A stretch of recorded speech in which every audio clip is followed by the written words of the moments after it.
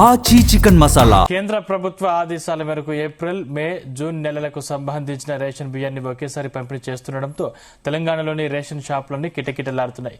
అయితే రేషన్ పంపిణీలో తలెత్తిన వివాద సమస్యల వల్ల ఈ ప్రక్రియను ఏప్రిల్ 30 వరకు పొడిగిస్తున్నట్లు రాష్ట్ర ప్రభుత్వం ఆదేశాలు జారీ చేసింది.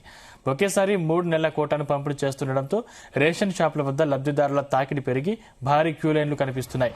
దీనికి తోడు ఈ పాస్ మిషన్లలో సాంకేతిక లోపాలు, సర్వర్ స్లో ప్రాసెసింగ్ సమస్యలు ప్రధాన అడ్డంకులుగా మారాయి. హైదరాబాద్ తో పాటు పలు జిల్లాల్లో ఈ సమస్య తీవ్రంగా ఉండడంతో లబ్దిదారులు గంటల తరబడి వేచి చూడాల్సి వస్తుంది. ఈ ఇబ్బందులను అధిగమించడానికి పౌర సరఫరాల శాఖ ఈ పొడిగింపు నిర్ణయం తీసుకున్నట్లు అధికారులు పేర్కొన్నారు. ఒకవేళ ఈ పాస్ మెషిన్లలో సాంకేతిక సమస్యలు ఎదురైతే లబ్దిదారులు ఆందోళన చెందకుండా సమీపంలోని మండల రేషన్ కార్యాలయాన్ని, సివిల్ సప్లైస్ డిపార్ట్మెంట్ అధికారులను సంప్రదించాలని సూచించారు.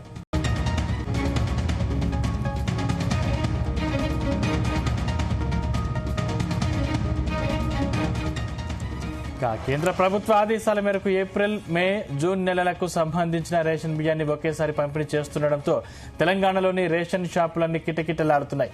అయితే రేషన్ పంపిణీలో తలెత్తిన వివిధ సమస్యల వల్ల ఈ ప్రక్రియను ఏప్రిల్ 30 వరకు పొడిగిస్తున్నట్లు రాష్ట్ర ప్రభుత్వం ఆదేశాలు జారీ చేసింది. ఒకేసారి 3 నెలల కోటాను పంపిణీ చేస్తుండటంతో రేషన్ షాపుల వద్ద లబ్దిదారుల తాకిడి పెరిగి భారీ క్యూలైన్లు కనిపిస్తున్నాయి. దీనికి తోడు ఈ పాస్ మెషిన్లలో సాంకేతిక లోపాలు, సర్వర్స్ లో ప్రాసెసింగ్ సమస్యలు ప్రధాన అడ్డంకులుగా మారాయి. హైదరాబాద్ తో పాటు పలు జిల్లాల్లో ఈ సమస్య తీవ్రంగా ఉండడంతో లబ్దిదారులు గంటల తరబడి వేచి చూడాల్సి వస్తుంది.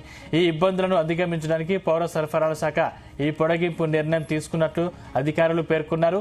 ఒకవేళ ఈ పాస్ మెషిన్లలో సాంకేతిక సమస్యలు ఎదురైతే లబ్దిదారులు ఆందోళన చెందకుండా సమీపంలోని మండల రేషన్ కార్యాలయాన్ని, సివిల్ సప్లైస్ డిపార్ట్మెంట్ అధికారులను సంప్రదించాలని సూచించారు.